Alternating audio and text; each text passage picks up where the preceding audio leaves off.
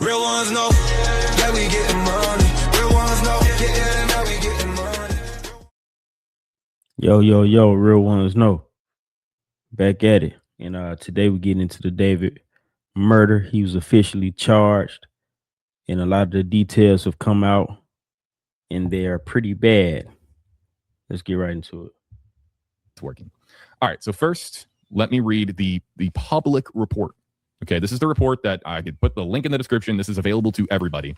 And this is the coroner's report of the autopsy, and it's pretty bad. Let's get into it.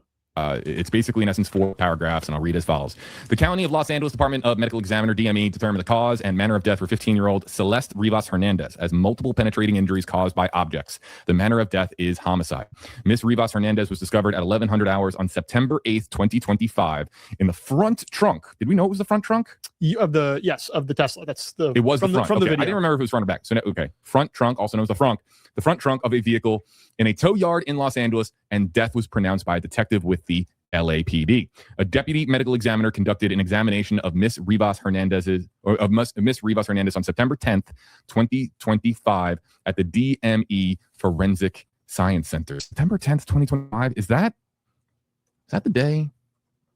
Oh my God, I know why that. Do you know why that date sticks out? September 10th, 2025.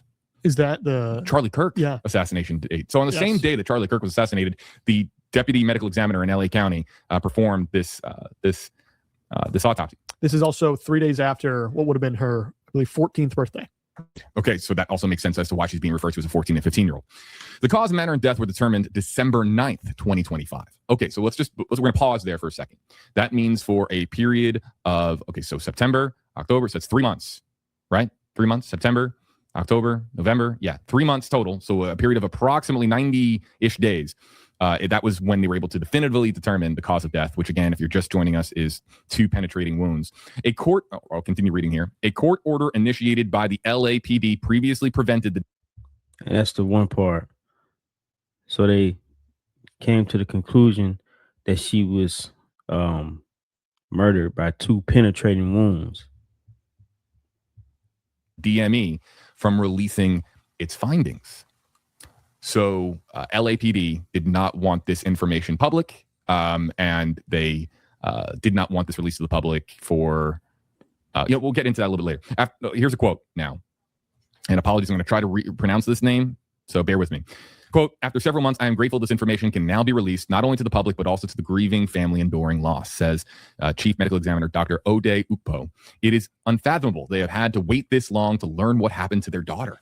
The transparency of the information contained in our findings and reports is essential for empowering the community to make informed changes to effectively reduce fear and allowing the community to take informed action. Making the department's information publicly available is not just about accountability, it is about social justice and prevention. By ensuring access to this information, we strengthen our ability to learn, act, and ultimately prevent the next tragic loss of life. I want to extend my gratitude to our partner agencies for taking the necessary step of filing an order with the court to make this disclosure possible. Well, you might have the full report. Okay. Let me just really quick, as he's looking at what could be the full entire report, not just the snippet. Let me just read this from the chief medical examiner. It is unfathomable they have had to wait this long to learn what happened to their daughter. So clearly, from Dr. Ode Ukpo, some frustration here that this information has not been made public sooner. That's very loud for an agency like the medical examiner's office to put that in a release. Usually, in covering a lot of cases, medical examiner's office normally it's here's the report, make of it what you will. There isn't really much of a gift wrapper on it. It's more of a here's our findings. They're not an agency. And the thing with that is, if they've known that she was murdered, they knew how she was murdered. Like, what was the point of not releasing it? You know what I mean? You could have, if you didn't want the guy to run, could have put him in custody. If you thought he was a suspect, you could have put an eye on him. If you didn't want him to run, and it's not like he's like this big fish. You know what I mean? Like, he's not a Diddy or somebody like that who has a lot of money. He may be, not as recognizable as a Diddy, but I don't know. It really wasn't making a lot of sense. It seemed like they could have been let the information out that she was murdered. They just it's like since September. Like that's crazy. Known in most jurisdictions to be highly vocal. It's usually we let the science and let our work do the talking for us. Now, I get it. We're talking about Hollywood. We're talking about Los Angeles, California. It might be a different position to be the chief medical examiner in LA than it would be some rural county in Mississippi or Missouri or Oklahoma or some, other section of the country where it's not as high profile. This is a pretty high profile job. But to say that it's unfathomable that they've had to wait this long, pretty loud. Okay, so what do you have? We have a 26-page document. Okay. And 16 minutes to break it down? I don't think that's realistic. I don't. Let's start with the snippet. Okay. And let's go there. And let's show everybody. Again, viewer discretion is advised. Some of the subject matter here could be gruesome. This is a warning to our audience across all platforms that some of this could get a bit unsettling for people given the graphic nature of the crime, and so viewer discretion is advised to all listeners, watchers, regardless of platform. So when you say snippet, do you want to go? Are you talking the press release they put out, or are you talking the imagery? The imagery from Okay. And the thing about it, this coroner's report, the autopsy report is crazy. It's crazy. You know what? Yeah, let's look at this first. And this is something that was originally posted by TMZ, and now this obviously is in the full report. Correct. Right? You've been able to confirm that, and it wasn't a separate secondary document. So, Josh, can we zoom in here on page 1 of 2? Yeah, I'd like to actually pull this up in the main page if we're good with me scrolling That's to fine. it on the main document. Yeah, let's do that. Just as long as you can navigate it, that would be great. Here we go. I got to be honest, man. They're taking a long time to get to it. So I think I may have to switch it up. I route with them, but they taking forever to get to the point, man.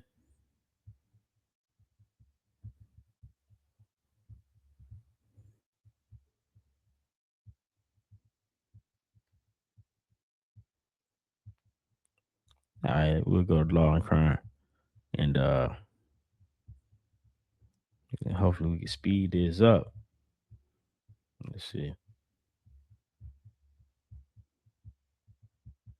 Bellick, a former forensic pathologist and former chief medical examiner, to go through this. Mary, thank you so much for taking the time. Before we even get started into the detail, I would be remiss if I didn't just start with the statement from the County of Los Angeles medical examiner. I'm going to read it verbatim. The County of Los Angeles Department of Medical Examiner determined the cause and manner of death for 15-year-old Celeste Rivas Hernandez as multiple penetrating injuries caused by objects. The manner of death is homicide. Ms. Rivas Hernandez was discovered at 1100 hours on September 8, 2025, in the front trunk of a vehicle in a tow yard in Los Angeles, and death was pronounced by a detective with the LAPD. A deputy medical examiner conducted an examination of Ms. Rivas Hernandez on September 10, 2025, at the DME's Forensic Science Center. The cause and manner of death were determined December 9th, 2025. A court order initiated by the LAPD previously prevented the DME from releasing its findings. And this is the statement of Chief Medical Examiner Dr. Ode Akpo. After several months, I am grateful this information can now be released not only to the public, but also to the grieving family enduring loss. It is unfathomable they have had to wait this long to learn what happened to their daughter. The transparency of the information contained in our findings and reports is essential for empowering the community to make informed changes, to effectively reduce fear and allowing the community to take informed action. Making the department's information publicly available is not just about accountability, it is also about social justice and prevention. By ensuring access to this information, we strengthen our ability to learn, to act, and ultimately to prevent the next tragic loss of life. I want to extend my gratitude to our partner agencies for taking the necessary step of filing an order with the court to make this disclosure possible. Mary, I'll first start there. It's not every day you hear a statement like this from a chief medical examiner. Let's start right there. That's true.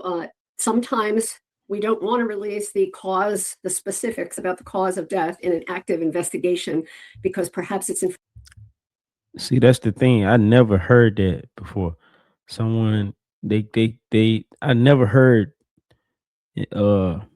heard them hold the cause of death. I never, like, for this many, like, it was September. And this is what? It's almost May. Talking about 7-8 months. So I never seen it before, even though it's active investigation. They may not give out details, but they'll say, it was brutal murder or homicide. information that only the killer would know. And so that's understandable that might be obscured initially. But I think what the chief medical examiner in LA is saying is that they had this information, they wanted to release this information, and they were thwarted in doing so.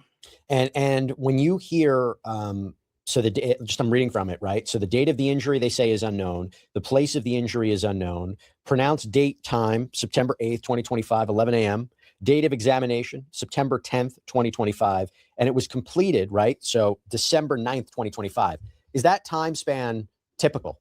I think from September to December, that's reasonable because they're awaiting certain specialty ancillary tests, such as toxicologic examination. And it's much harder to do on a decomposing body than if it were fresh deceased. So the fact that that takes a couple months to get that information so that that's part of the whole picture of, you know, what happened to this poor teenager, that's reasonable. And just to be clear, as we talk about this, David is innocent until proven guilty, and his defense attorneys have said that he did not murder Celeste and he is not the cause of her death. So I want to go through the specifics right now. Again, it is not easy to hear this, but this is going to be an important part of the legal case. So her cause of death has been ruled multiple penetrating injuries. Her death has been classified as a homicide. I'm going to read verbatim. And by the way, they put diagrams in here as well, but 2 penetrating wounds of the torso, right abdomen with injury to liver, left chest with penetration of underlying intercostal space and cortical disruption of adjacent ribs. Other findings, bilateral dismemberment of upper and lower extremities, multiple additional skin defects. It was pronounced at the scene. Autopsy examination was limited by extensive postmortem changes. And by the way, this is something to keep in mind because you're talking about dismemberment and decomposition. There are 2 penetrating wounds of the torso with smooth edges that may represent sharp force injuries. The wound on the upper abdomen penetrates the liver, and the wound on the left chest penetrates one of the left intercostal spaces with disruption of the adjacent ribs' cortical surfaces. The left lung appears intact. The bilateral upper and lower extremities show full thickness dismemberment. Multiple other skin and soft tissue defects are present without apparent associated internal injuries. The etiology of these defects is not clearly apparent due to severe postmortem changes. Postmortem toxicology performed on liver tissue shows the presence of a low level of ethanol, which may be due in postmortem changes or ingestion, and does not appear to be contributory to the cause of death. Let's start right there. Mhm. What does this mean? And what does this tell you? And what are there still questions about? Well, the body sounds like it's in a state of postmortem decomposition with some loss of integrity of skin surface and some bloating and skin slippage, et cetera. But despite that, the medical examiner was able to identify 2 wounds that penetrated, meaning they went into the body, significantly into the liver, which would bleed a lot, and significantly into the lung, the space around the lung, which also would cause a problem with air and blood accumulating there. And if it were a freshly deceased person, perhaps the edges of the wounds would tell you the weapon much more clearly, but it's more difficult in a decomposing body. But they are trying to generally describe the wounds and the shape without saying it's absolutely a knife that did this. And to be clear, I'm glad you mentioned that because earlier in the week, when they talked about the charges and the special circumstances, it was very specific, a sharp instrument they claim was used. They didn't say it was a knife or an axe or something. They were just said it was kind of specific. This was something that was picked up on by TMZ. They believe defense attorneys would jump on this. There are 2 penetrating wounds of the torso with smooth edges that may represent force injuries. So in other words, is there room here to suggest that it was something else? Something that was sharp enough to penetrate skin and underlying tissue and go into the liver and then into the space around the lung. Is it, what exactly is it? That's really the question. And I don't know that they'll be able to say exactly the weapon that was used.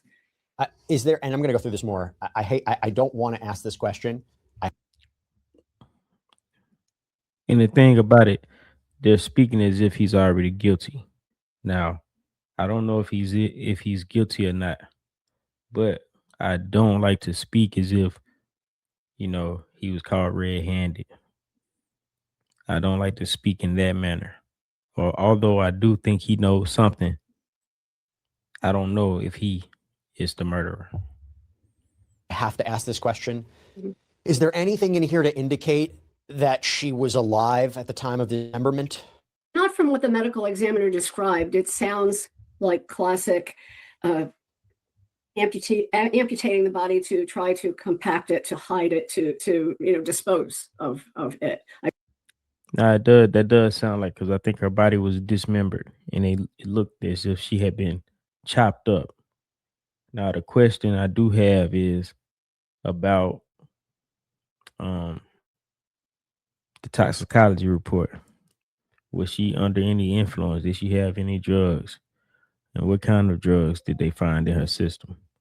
They haven't said that yet, and I'm curious to see what that is. I've seen that in a number of homicide cases. So nothing that suggests that these amputations occurred while she was alive. When you go to other parts of the report, they talk about tattoos, and they say description that she had a tattoo on the finger. This is something that we've talked about before. That seemed to be the identifier, one of the ways that they identified her as Celeste. But when you go to other parts of it, other parts of her body, including eye color, cannot assess due to severe postmortem changes. Is that decomposition? Is that dismemberment? So I guess it becomes a question, how significant is that to determine what exactly happened to her, and how much does that complicate this analysis? Well, forensic pathologists are skilled at identifying wounds and trauma in all manner of body composition. So all the way from the freshly deceased to the skeletonized to the exhumed body. Taking all of that with the education and experience of the Los Angeles Medical Examiner's Office, they're familiar with the interpretation of wounding in a body and seeing it at this decomposition level. So yes, of course it makes it harder. You have to really call on your knowledge base to interpret the wounds. The eyes being collapsed after death is normal. They lose their turgor. They don't, they're not the same shape. So not being able to see her eye color, that's a completely normal thing in a decomposition like this. Her weight was 71 pounds. Is that? Well, you lose a lot of weight also, in this sort of death decomposition process. So that's not reliable as to what her ante-mortem weight was. I want to go to skin defects. Multiple skin defects are also present over the torso, with many perforating the skin and soft tissue without identifiable soft tissue hemorrhage or associated internal organ injuries. They range from 5/16 inch to 1/4 inches in greatest dimension. Multiple superficial linear abrasions are also noted on the right dorsal hand. The upper and lower extremities show full thickness dismemberment with relatively flat cut surfaces through the soft tissue and bone. No discernible hemorrhage is identified at these sites. Multiple fragments of blue plastic material are found embedded in the cut surfaces. Representative fragments are collected by medical examiner criminalists and submitted to the evidence department on September 8th, 2025. The right upper extremity is dismembered 9 inches from the top of the shoulder. The left upper extremity is dismembered 5 inches from the top of the shoulder. The left fourth and fifth fingers are amputated. The right lower extremity is dismembered in 2 places. One site is 12 inches from the top of the leg, and the other is 10 inches from the bottom of the heel. The left lower extremity is dismembered in 2 places. One site is 9 inches from the top of the leg, and the other is 15 inches from the bottom of the heel. It says the head is partially skeletonized with an absent left eye, and there is liquefaction of the soft tissues. What does this tell you about how she was dismembered?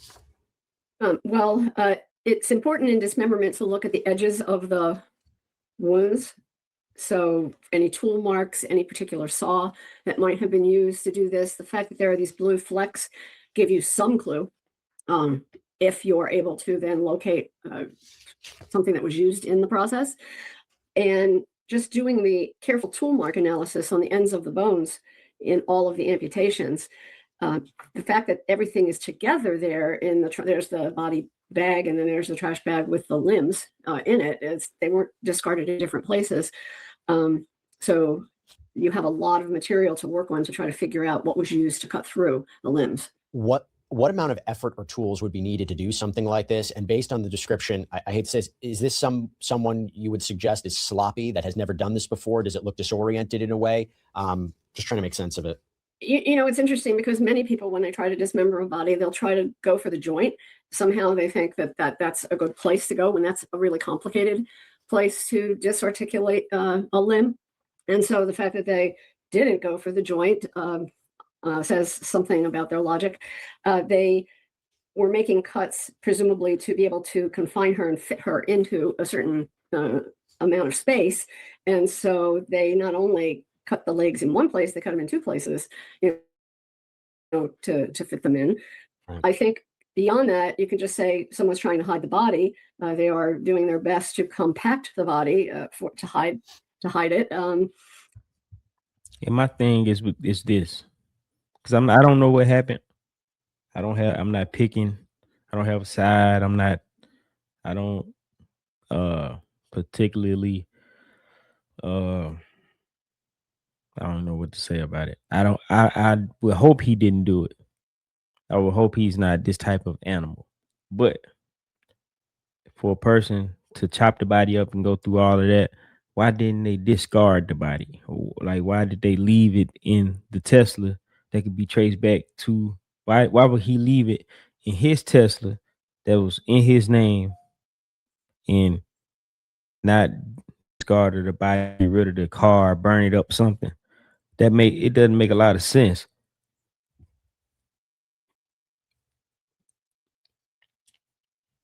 And they're saying that possibly that she had went to the authorities or was going to the authorities, maybe threatened to go to the authorities, and that's why he did it, to save his career. So this is a very interesting case, and it's a very interesting thing. I want to see what other evidence they have.